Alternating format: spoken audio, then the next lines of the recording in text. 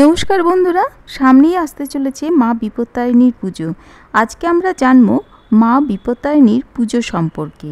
এই বছর অর্থাৎ 2024 সালে কবে মা বিপত্তারিণীর পুজো হবে সেই সম্পর্কে আজকে আমরা জানব। বন্ধুরা, আমার চ্যানেলে নতুন হয়ে থাকলে চ্যানেলটি সাবস্ক্রাইব করে আমার পাশে থেকো, আর ভিডিওটি ভালো লাগলে লাইক, কমেন্ট ও শেয়ার করো। বন্ধুরা, মা বিপত্তারিণী আসলে মা দুর্গারই আরেক রূপ। এই পুজোর মাধ্যমে স্বামী ও পরিবারের সদস্যদের সমস্ত ধরনের বিপদ থেকে রক্ষা করার প্রার্থনা করেন মহিলারা। এই কামনা পূরণের উদ্দেশ্যে হাতে 13টি গিঁট বিশিষ্ট বরাত সুতো বাঁধা হয়ে থাকে।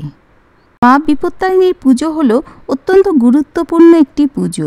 হিন্দু শাস্ত্রে অপরিসীম গুরুত্ব স্বীকার করা হয়ে থাকে এই পুজো সম্পর্কে। মা বিপত্তারিণী আসলে দেবী দুর্গারই আরেক রূপ।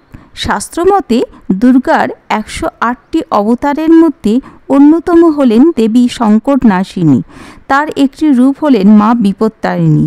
প্রতি বছর আষাঢ় মাসে রথযাত্রার থেকে উল্টো রথের মধ্যে যে মঙ্গল ও শনিবার পড়ে, এই দুটো দিন মায়ের আরাধনা করা হয়ে থাকে।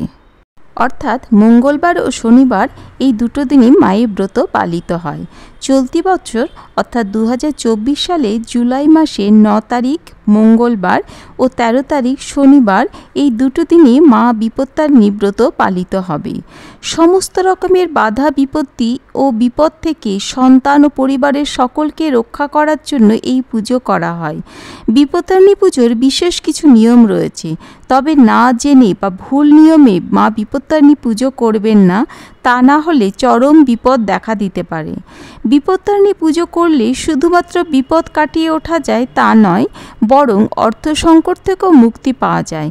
এর ফলে পরিবারের সুখ সমৃদ্ধি বৃদ্ধি পায় এবং মনে শান্তি বিরাজ করে। জয় মা বিপত্তারিণী, সকলের মঙ্গল করো।